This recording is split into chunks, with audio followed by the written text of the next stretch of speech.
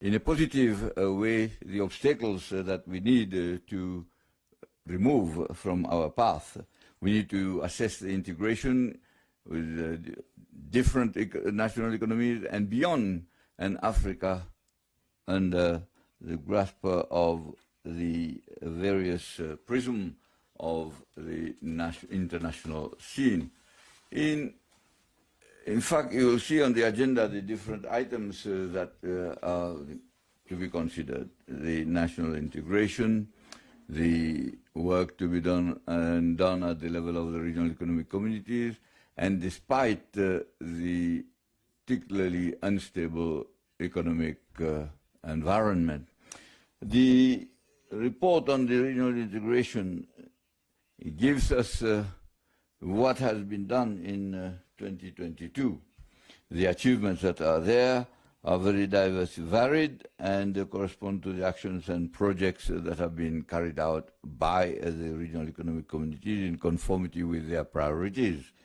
The presentation of the report will go into the details of the regional integration and supplemented by the contributions of the regional economic communities and other actors involved in the integration process. This process, as described in the report, in fact, has been supported by the speeding up of the implementation of the African continental free trade area. The liberation of trade, the various competition, the legal instruments, and also the flow of investment and the creation of wealth. There is no doubt that in the presentation of his report, the champion of the AFCFTA will be dealing with these issues, particularly e-commerce, the contribution of women and youth to trade, the trade facilitation projects and actions in general.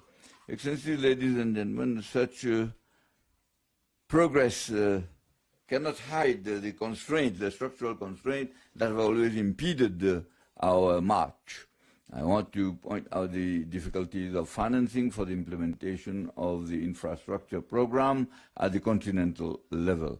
The deterioration, microphone of the chairperson, microphone of the chairperson, microphone of the chairperson.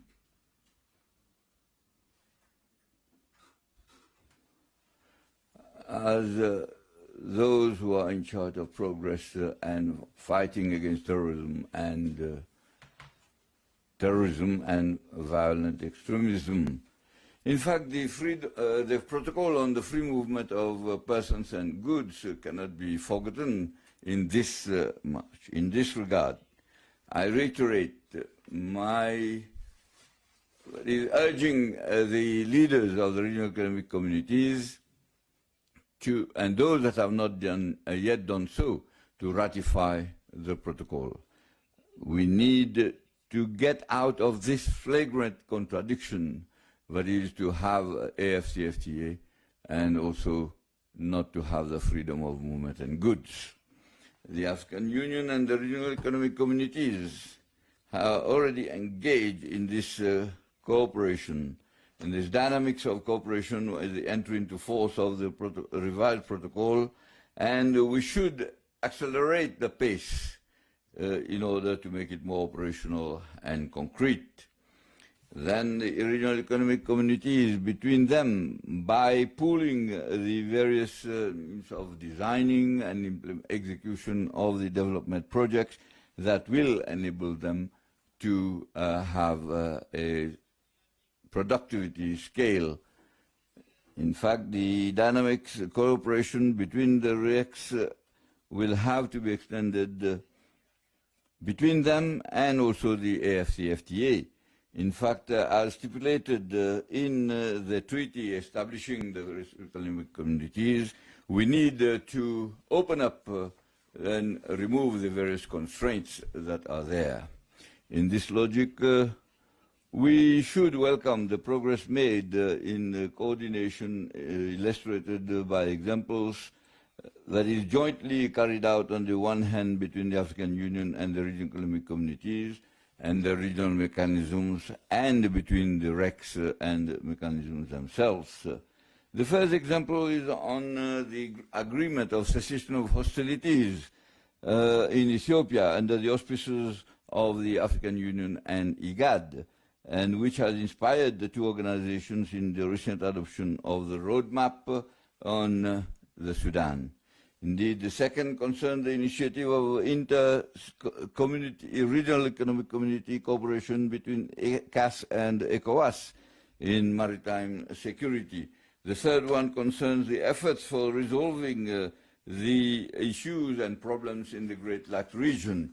In fact, a quadripartite summit that was convened in Luanda on 27 June between the East African Community, the International Conference on the Great Lakes region, the ECAS and SADC. The fourth one relates to the contribution of AUDA and EPAD to strengthening the infrastructure, the fight against climate change and food security.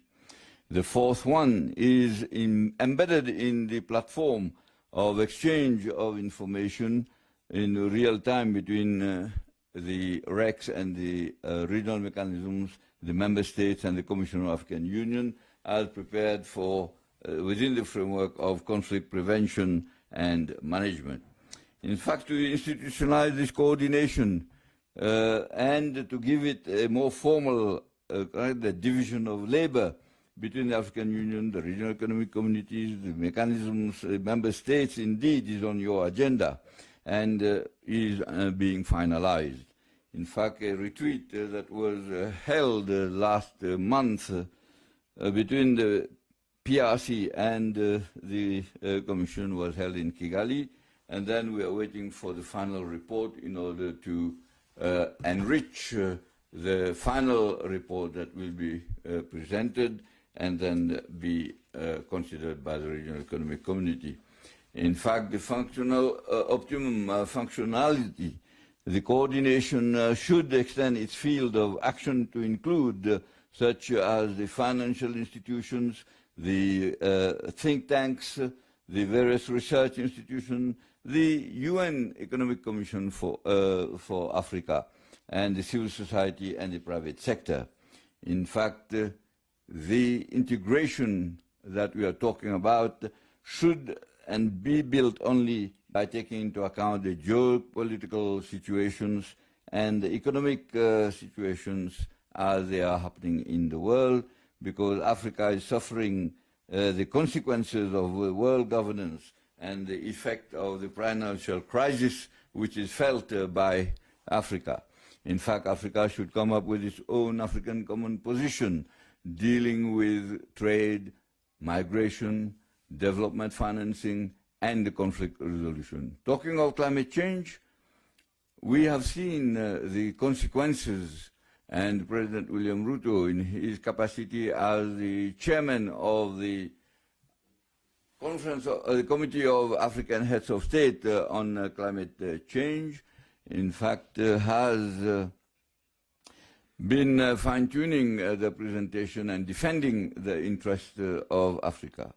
Peace and security in Africa and in the world, in fact, is a major source of concern for us. We have, in particular, strengthened the leadership that is for the Libyan issue under the leadership of President Sassou Nguesso of the Republic of the Congo, try to convene a national reconciliation conference in order to bring the Libyans together. And I want to recognize the presence of His Excellency Mohammed El-Menfi, who is here in our midst.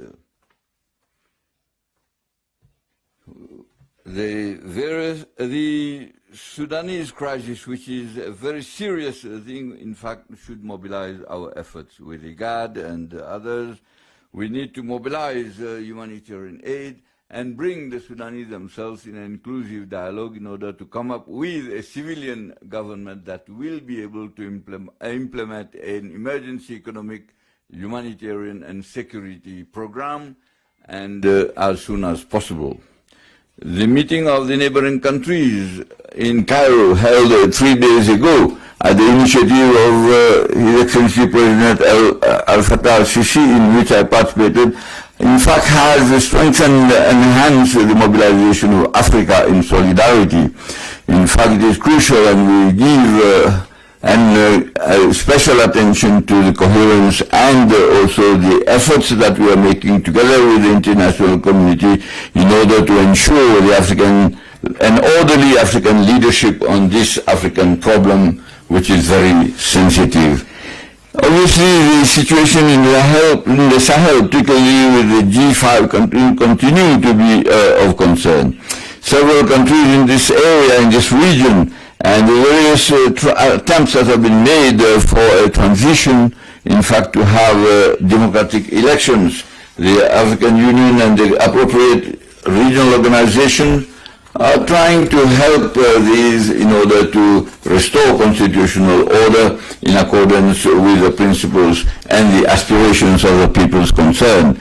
In the Horn of Africa, in Somalia, despite the remarkable efforts by the leadership of President Hassan Sheikh Mohammed, with the support of ATMIS, the situation still remains fragile. Excellencies, ladies and gentlemen, the problem of development financing of Africa, in fact, is at the top of our agenda. I have the pleasure to appreciate the initiatives taken by the African Development Bank under the leadership of our brother, Dr. Desina, and the impetus has given to financing of integration and regional integration. Indeed, we need to assert here that is Africa to assert its ambition of development on this issue. In fact, we need to ensure that there is a reform of the international financing institutions. In fact, through the progress that has been made with the opening of the G20 to the African Union, the reluctance of including a continent in political and international political and financial governance, we still have a long way to go. Such resistance will concretize our resolve to pursue our fight for more justice for our continent. I express the wish that our deliberations will make new and significant contributions to this decisive struggle, and I thank you for your kind attention.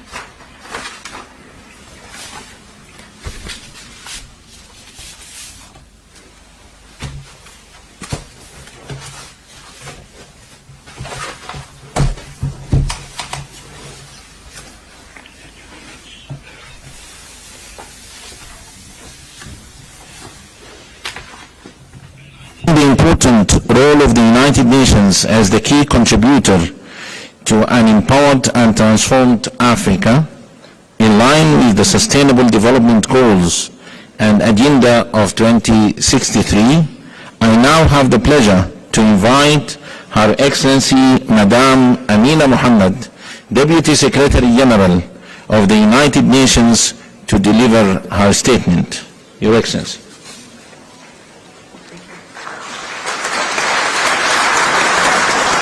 Thank you.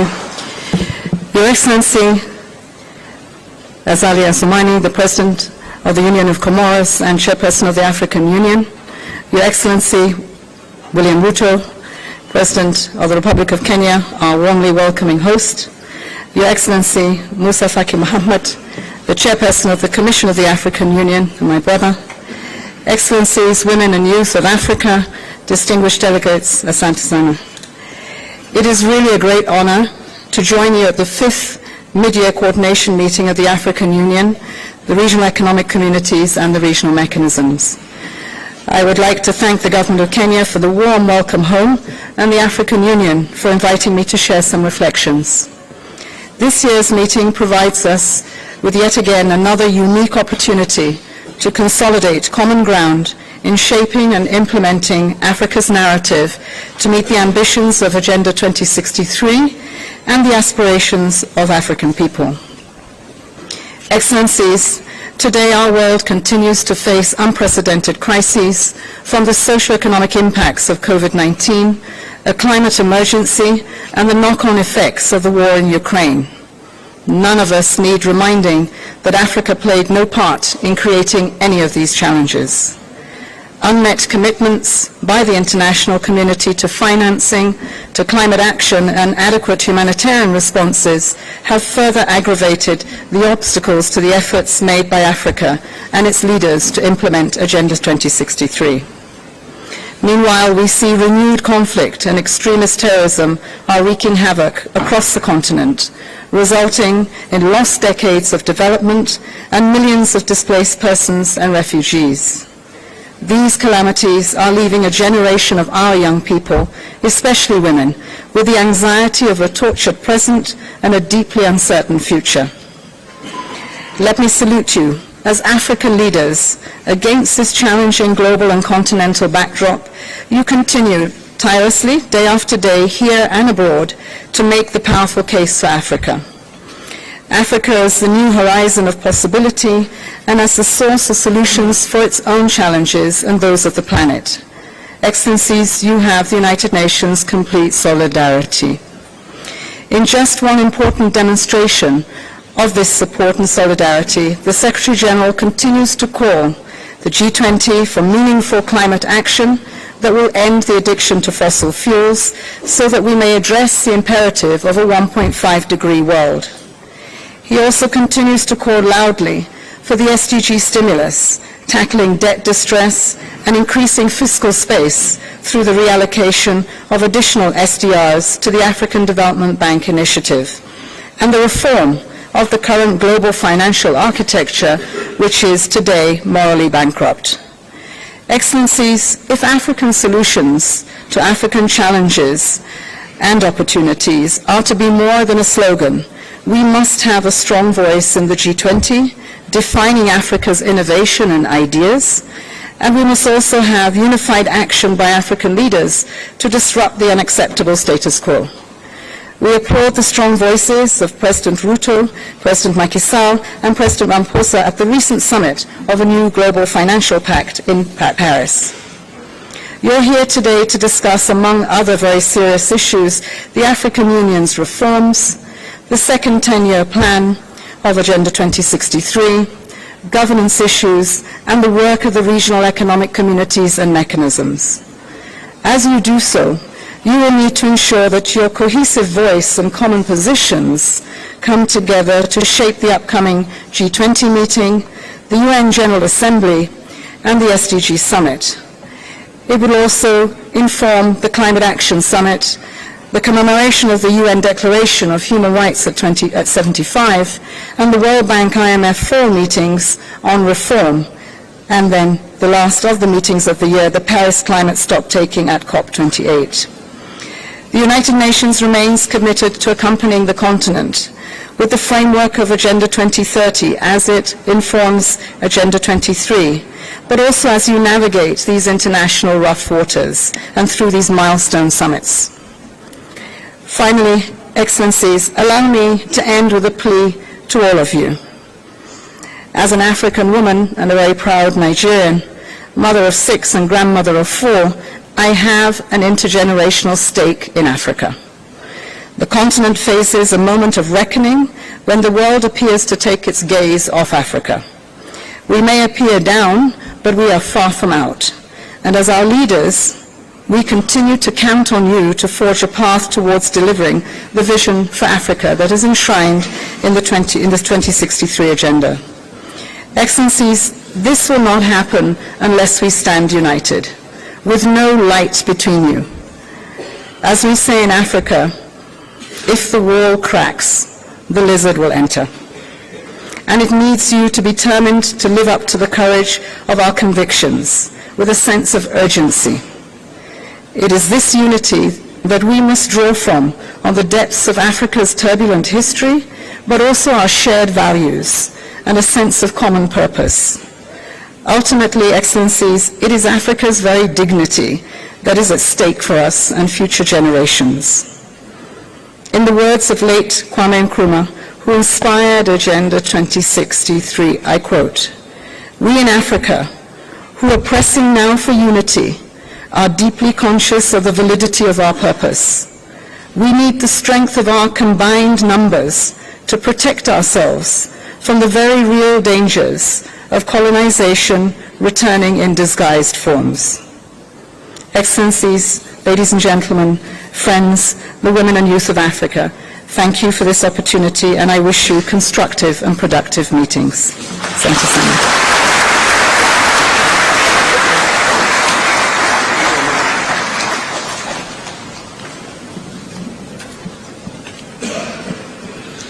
Thank you, Your Excellency, Madam Deputy Secretary General. Excellencies, I now have the great honor to invite His Excellency Dr. William Ruto, President of the Republic of Kenya, to deliver his statement. Your Excellency.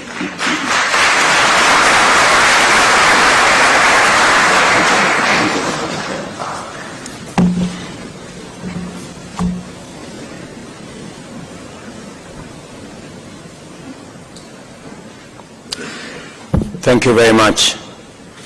Your Excellency Azali Osmani, President of the Union of Comoros and the Chair of Africa Union.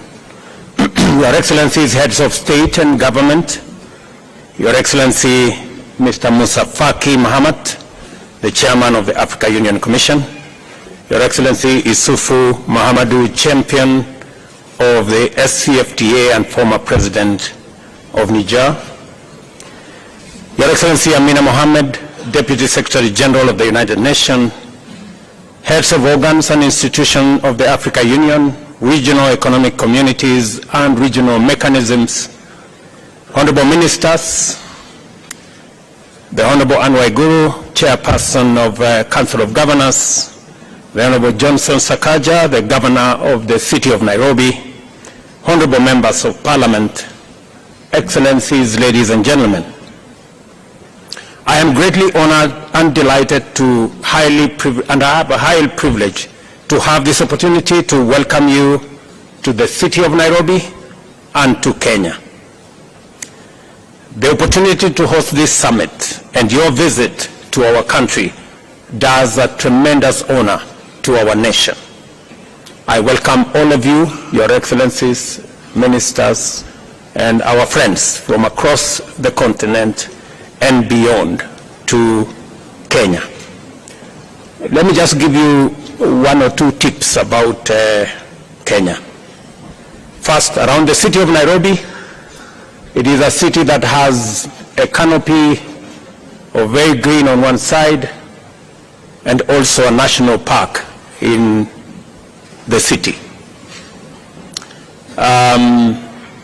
In the national park, which is maybe 10-15 minutes from your hotel room, we have wildlife, lions and all manner of wildlife. We have tried to fence, but sometimes, as you know, wild animals, they break away from the fence. So if you take time to walk around the city of Nairobi and you meet a lion, please be careful because they are wild. We try to keep them inside. Secondly, let me also welcome you to Nairobi, to Kenya, and to give you some information that scientists, and I am one of them, have proven that the earliest remains of man are in Kenya. And therefore, for those of you who know the history of humankind, this is where humanity began. And so while you are here and you feel at home, it is because you truly are at home. So, and I want to give you my commitment that as the people of Kenya, we are having a national conversation as to whether we should have any visa for anybody coming home.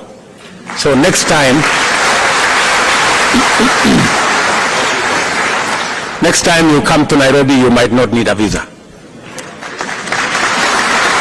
Excellencies, it is difficult to overstate the fundamental importance and the momentous consequence of the transformative business we have assembled here to transact.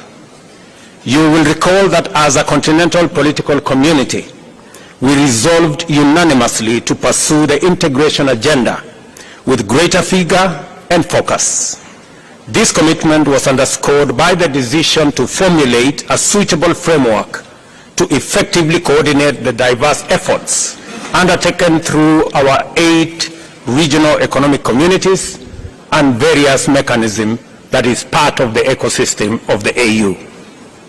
It is evident from the variety of activity, enhanced efficacy and viability of AU's agenda and the undeniable increase of the AU Commission's administrative capacity and overall vigor of the regional and Pan-African integration efforts that the AU's commitment was earnest, accompanied by demonstrable political will and a focused and effective implementation strategy. We are a busy continent that is going places. The young, clean, green continent of the future, and we are determined to lead our march into this future as a united, empowered contributor of sustainable solutions for global problems. We are reasoning together, generating effective solutions together, implementing them together, facing our challenges head on together, making progress and getting results. This is what has brought Africa's implementation leadership to Nairobi, and the sum total of the agenda of the 5th Media Summit, which is this meeting. For this, I want to celebrate all of you who are here today, not just for making time to be here, but also for the work you do every day in taking the Pan-African Unity Project forward. For this is what the integration agenda is all about. Whether we are talking about regional economic communities or mechanisms or the broader continental effort, the unity of African people is our primary goal. I commend His Excellency President Abdel Fattah al-Sisi, President of the Arab Republic of Egypt, for successfully chairing the Heads of State and Government's Orientation Committee, which has effectively steered AUDA-NEPAD in its momentous breakthrough in achieving the Agenda 2063 aspiration of consolidating regional and continental integration. I also thank President El-Sisi for successfully hosting the African COP, or the Implementation COP as it was called, the last conference of state parties to the United Nations Framework Convention on Climate Change at Sharm el-Sheikh in Egypt. In November last year, it was at this COP that Africa firmly revealed to the world a new determination to project a clear, forceful, and united voice and claim its opportunity to contribute to resolving humanity's most serious existential threat, that is climate change. I salute with gratitude His Excellency President Ali Bongo Ondimba, President of the Republic of Gabon, in his capacity as the chair of the Economic Community of Central African States, for the progress he has made in stewarding collaboration among regional economic communities under the Inter-Reg Cooperation Initiative. As a result, the ECAS and the Economic Commission of Western Africa States has made significant strides in strengthening maritime security cooperation. I also appreciate the work being done by His Excellency President Ismail Omar Guelleh, the President of the Republic of Djibouti, who chairs the Intergovernmental Authority on Development, for his able leadership of IGAD's contribution to the progress towards agreement on the cessation of hostilities in Ethiopia, and now the activities that we are all undertaking to ensure that Sudan returns to normalcy and takes up its place as a stable, peaceful country in our continent. Further, I am cognizant of the animated activities and excellent work that has brought much progress in ongoing projects and initiatives being undertaken across many spheres. by the Economic Community of West African States under the able leadership of His Excellency President Bola Ahmed Tinubu of the Federal Republic of Nigeria. The Common Market of East Africa and Southern Africa, led by His Excellency Hakainde Hichilema, President of the Republic of Zambia. Southern Africa Development Community, SADC, chaired by His Excellency President Felix Antoine Tshisekedi Tshilombo of the Democratic Republic of Congo. The Community of the Sahel, Saharan states, under the stewardship of His Excellency President of Benin, Patrice Talon. The Arab Union of the Maghreb, led by His Excellency Tayeb Pakush of Tunisia, and the East African Community under His Excellency President Evariste Ndayishimiye of Burundi. I must also recognize and praise the good and excellent work that the AU Commission continues to do under the leadership of its chair, His Excellency Musa Faki Mahamat. This summit has been made possible by the able leadership of his team. These AU-REC success stories establish without any doubt that a lot of great work is being done all over our continent, and that in our time, African leadership is signaling urgency, focus, consistency, and determination to sustainably manage and solve prevailing challenges and develop robust instruments to anticipate and preempt future crises. With such commitment, we now have confidence to pursue sustainable development and shared prosperity, and expect that Agenda 2063 is now firmly on course.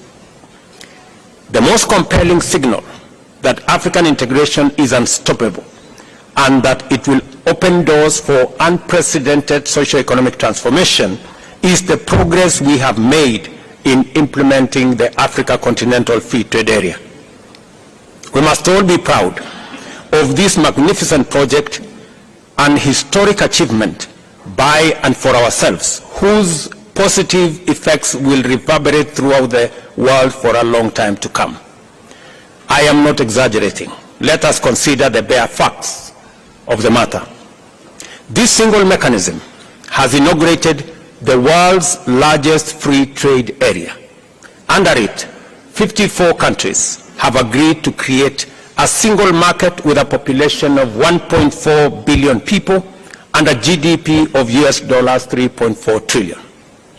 The free trade area is projected to lift 30 million people out of extreme poverty and boost incomes by 7%, or US dollars 450 billion by 2035. As I have had occasion to remark before elsewhere, this is the magnitude of what typical Pan-African collective action can achieve, and we are only getting started. The progress we have the progress we have made by collaborating with unprecedented firmness of purpose in different domains, including peace and security, regional integration, investment, trade and development, and climate change, is of tremendous and positive transformative significance for us collectively. Agenda 2063 is our blueprint to deliver the Pan-African vision of an integrated, prosperous and peaceful Africa driven by its own citizens, representing a dynamic force in the international arena.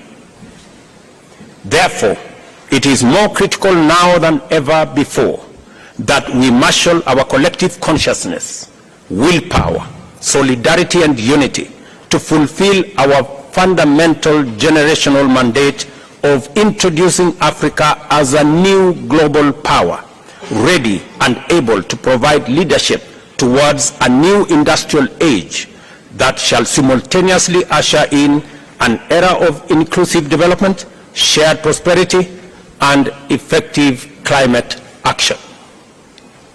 We must therefore capitalize on the institutional reform momentum at the Africa Union to pursue the complete development of effective capacity to deliver Pan-African transformation.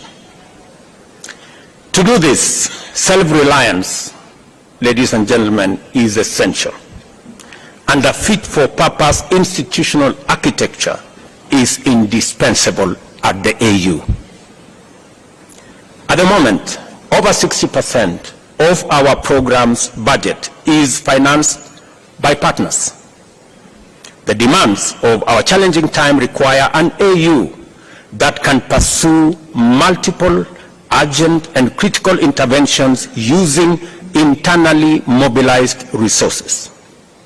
The Pan-African movement has always been about sovereignty and agency. First and foremost, chronic dependence, even on well-meaning partners, is starkly inconsistent with the aspiration of independence, sovereignty, and agency. And I therefore believe that we must take seriously the recommendations that have been made towards making our organization an organization that stands on its feet and an organization that is funded by us.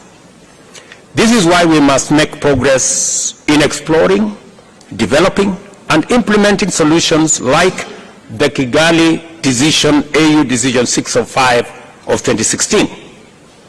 Similarly, you may want to know that that decision has now been implemented by 17 countries. We need to persuade all our other brothers and sisters in the other countries to come on board so that we can do the responsible thing and fund our own organization. Similarly, it is time to free up the African Union from structural and organizational constraints, including duplication and other inefficiencies, thereby facilitating it to be effective on a greater scale. As a starting point, defining the roles and functions of different organs and instruments more clearly is unavoidable. The coordination, administrative, and implementation mandate of the Commission, the legislative and oversight function of a strong Pan-African Parliament, and the political leadership, ownership, and broad policy direction of the Council all need to be reflected more clearly through rational structural delineation. I hope, it's my prayer, colleagues, ladies and gentlemen, that we finally make the right decision and build an organization that is fit for purpose, that has the requisite finances, the needed voice, and the leadership that can project Africa's position much more clearly with a strong voice so that we can take our place in the community of nations. COP27 was a turning point of tremendous magnitude because it brought home to the peoples of Africa the imperative to reconfigure our model of engagement with global and multilateral frameworks in general, and the urgency of projecting a new place, role, and voice to define Africa's contribution to global development and climate action. As we reflect and deliberate upon President El-Sisi's account of his commendable use of COP27 to facilitate the emergence of a fresh Afrocentric perspective to climate change, it is vital that we resolve to do even better and go much further at the forthcoming COP28 by taking on board a more robust position and proposing a transformed and inclusive global approach to tackling the climate change crisis. This is why it is important for us to pay special attention to the Africa Climate Summit, the first ever in our continent under the AU, which will take place here in Nairobi between September 4th and 6th. The summit, coming after the Paris summit where greater clarity emerged, will be a critical opportunity for us to accelerate global energy transition and deliver African solutions to the COP28 in Dubai the United Arab Emirates. When we return to Nairobi in September, therefore, our sole business will be to mobilize and converge around a common position and advocate for global alignment on a green growth agenda complemented by a transformative global climate finance compact. Your participation in this summit must therefore anticipate your stronger participation in the Africa Climate Summit. And ladies and gentlemen, as we come to that summit, there are two very important things that as a continent we must harmonize, consolidate, and package our collective position. We must have a collective position on matters to do with debt and liquidity. We must all agree that it is time for a new financing mechanism. The reform of the multilateral development banks is no longer about if, it is when that is going to happen, so that we can eliminate the current structure that is unfair to the majority of the people in Global South and especially in our African continent. None other than the UN Secretary General himself has said that our continent pay anywhere up to 8 times more than our brothers and sisters elsewhere do. It is only fair that we have a financing mechanism that treats everybody equally. All of us have read about the animal farm, where there are some that are more equal than others.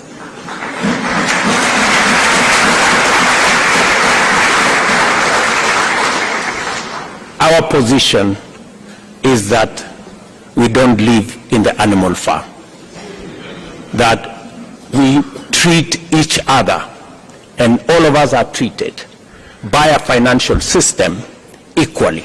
And all we are asking, we are not asking for one financial system that favors us. No, we are asking for a financial system that is fair for everybody.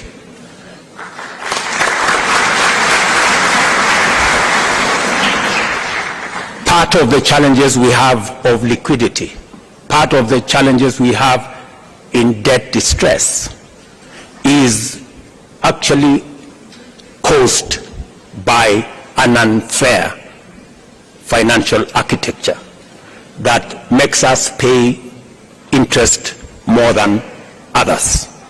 Today, we have a debt stock of $640 billion as Africans, paying close to $70 billion every year.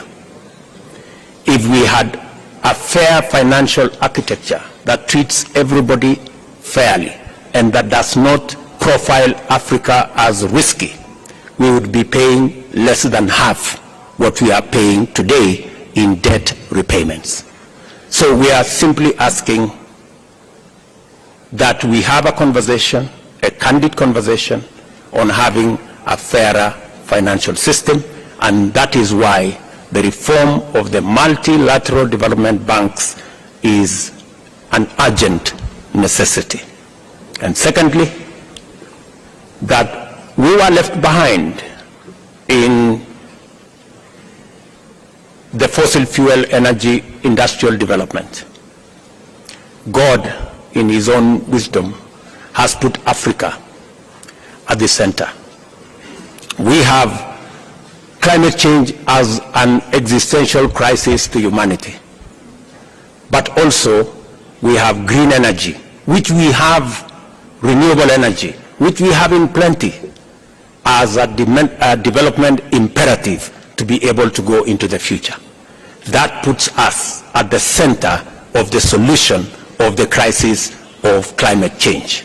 And that is a conversation we want to come and have in Nairobi, because Africa, apart from having the greatest stock of renewable energy, we have other assets, minerals, that we have the largest reserves globally that can be used for green energy development.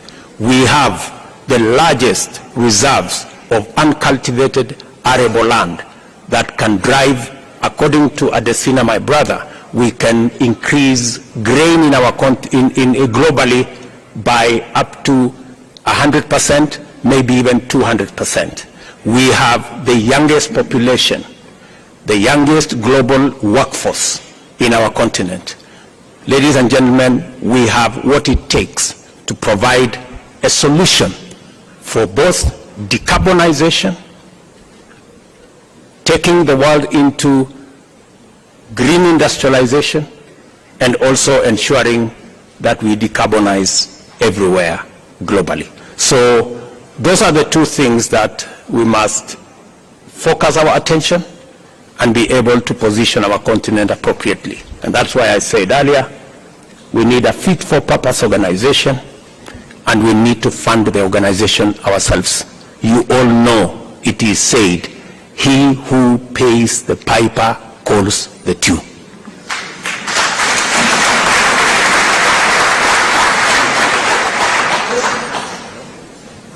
When we return to Nairobi, therefore, in September, our sole business will be to mobilize and converge our common position and advocate for global alignment, as I have said, that puts Africa at the center. I take this opportunity to once more appreciate the indispensable contribution made by the AU Commission and the leadership of its chair to all arrangements and the tremendous logistical undertaking required to prepare a successful summit. It is because of this partnership with the Commission that we have made progress in laying ground for an event that will give our continent a platform from which to launch its agenda into the global discourse. I am confident that the summit will be successful in achieving all its objectives. I wish all of us wonderful deliberations as we receive the various reports. Enjoy your time in Kenya, and God bless you. Thank you very much.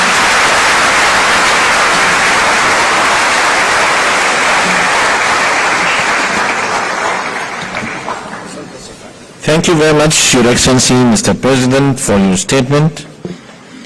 And now, it's my distinct honor and pleasure to invite His Excellency, Mr. Azali Othmani, President of the Union of Comoros and Chairperson of the African Union, to deliver his statement.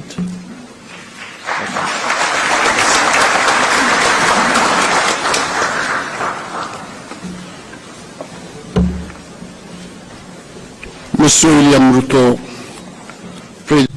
Excellency Dr. William Ruto, President of the Republic of Kenya, my dear colleagues, heads of state and of government, Excellency Chairperson of the African Union, Musa Faki Mohammed, Deputy Secretary General of the United Nations, Amina Mohammed, Excellencies Ministers, Excellencies, the Chief Executives of Regional Economic Mechanisms and Regional Economic Communities and Regional Mechanisms, Excellencies, Honorable, Assalamu alaikum.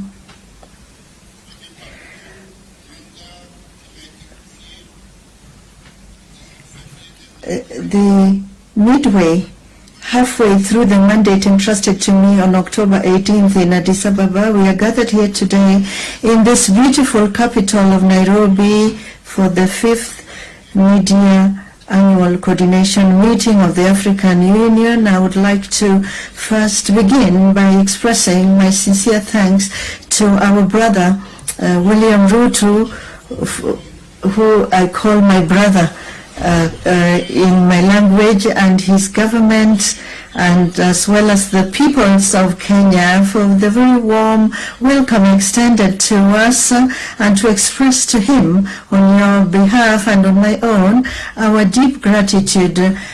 Asante sana Mheshimiwa Bwana Raisi, Your Excellency. Dear participants, ladies and gentlemen, at a time when the world is in the throes of technological change, Africa, our continent, is still prey to the scourges of division and bloody conflict. Conflicts that throw whole swaths of societies into destitution and desolation. In this context, therefore, I would like to express here our total solidarity with our sister countries, which are today going through these crisis situations, and at the same time renew our call to silencing the guns for a frank and sincere dialogue between the various protagonists.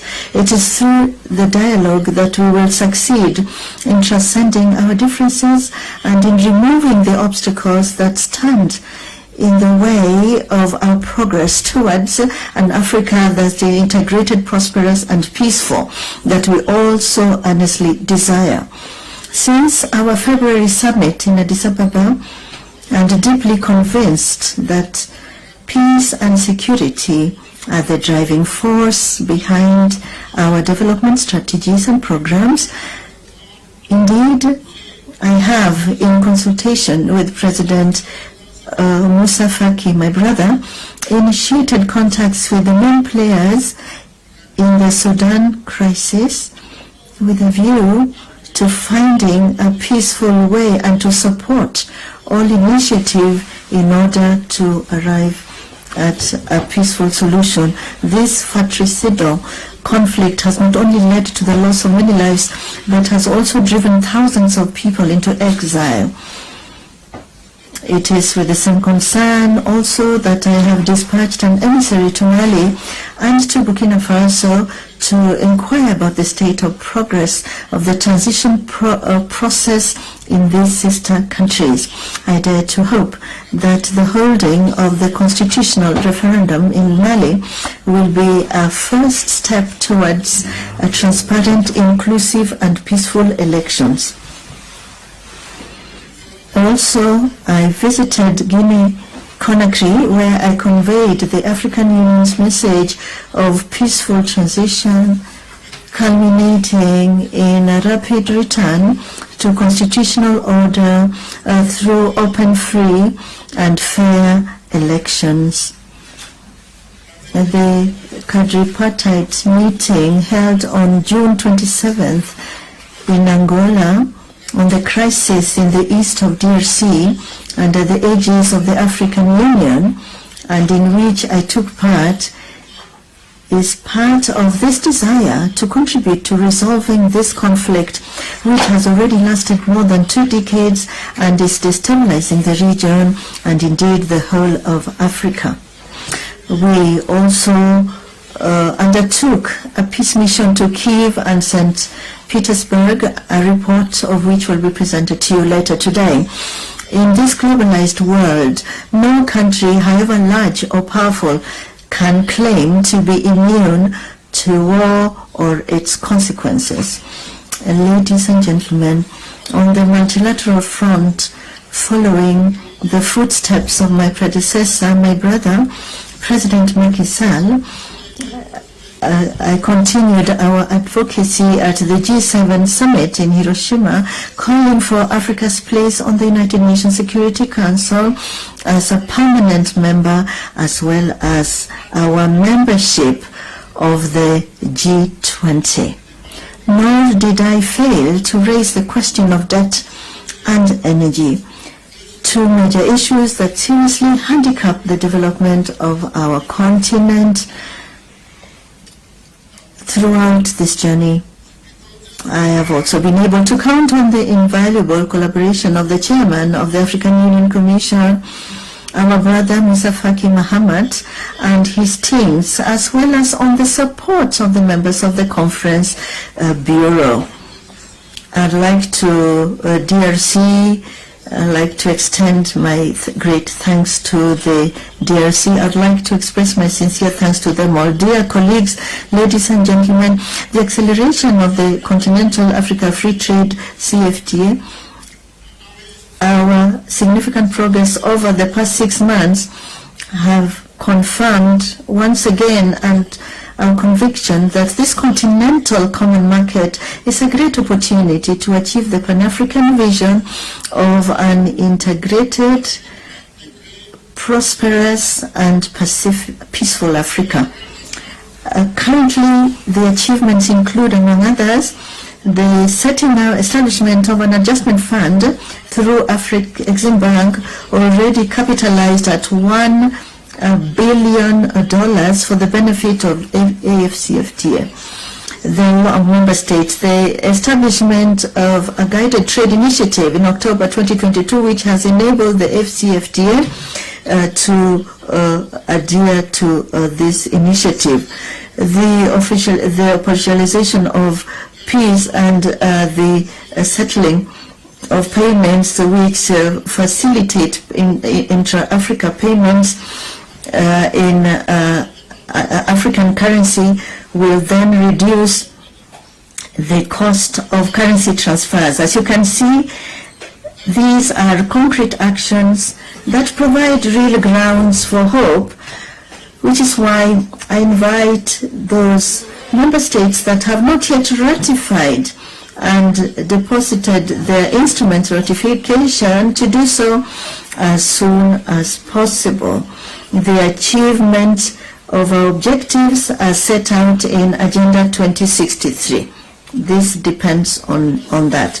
Your Excellencies, ladies and gentlemen, from June 12th to 14th, a ministerial conference on blue economy and climate action in Africa was held in the Union of Comoros, attended by several ministers and the following institutions: the African Union Commission, the United Nations Economic Commission for Africa, the European Union, the International Union for Conservation of Nature, UNDP, and the Indian Ocean Commission.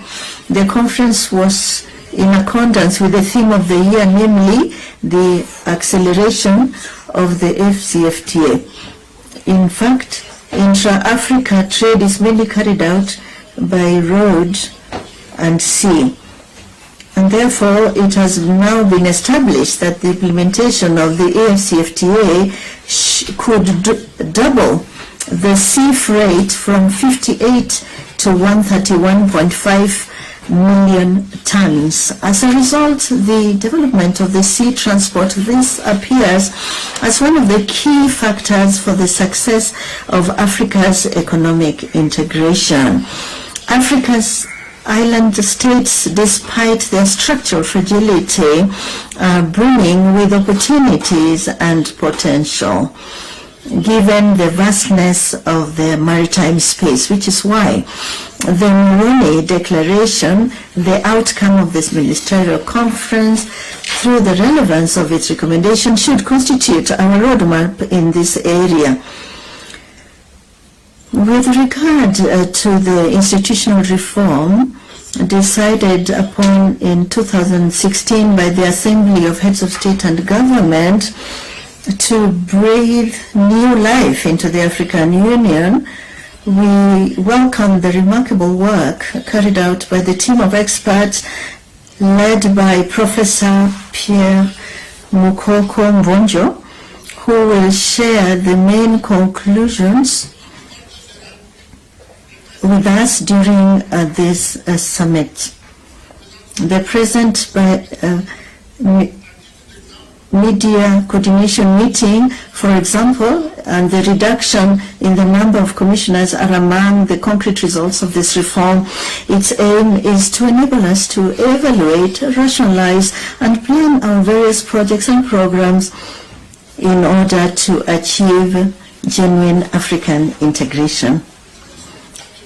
As regards the theme chosen for 2024, in this case education, I'd like to salute the pertinence and relevance of the choice made by our organization. As Nelson Mandela once said, education is the most powerful weapon for changing the world. And the numbers for education, figures for education in Africa are alarming. It has been established that Africa will need 17 million additional teachers to achieve universal primary and secondary education by 2023. Ladies and gentlemen, it is unacceptable that in this age of new information technologies and artificial intelligence, there are still entire regions of Africa without access to basic education. The challenge is enormous, but I'm counting on your collective intelligence to achieve concrete results and to reserve the current trends. In this ever increasingly turbulent world, we need to close ranks more than ever and to be able to face up to the challenges that are growing with each passing day. It's only together and driven by what we must henceforth be, which is our motto, African solutions to African problems, that we will achieve an Africa that is reconciled with itself, prosperous and open to the world. Strongly motivated by these principles, I remain confident that Africa and our Pan-African organization will be able to meet the challenges of our upcoming agendas, notably the Russia-Africa Summit, the Nairobi Summit on Climate Change, the G20 in India, and the COP28 in the United Arab Emirates. It's on this hopeful note that I declare open the 5th Media Coordination Meeting of our organization. I thank you.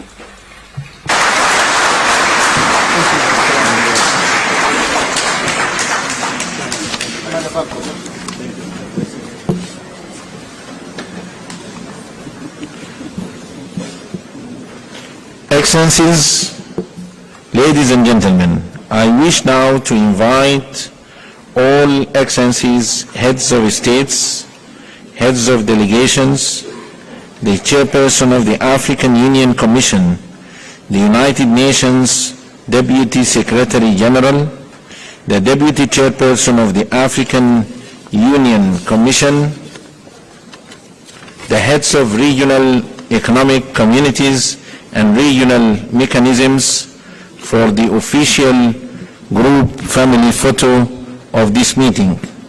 The official photo will be taken at the stairs as we exit this conference room. Your Excellencies, you will be guided by our protocol and security team. After the group photo, the meeting will resume in closed session in this same conference hall. I thank you, all of you.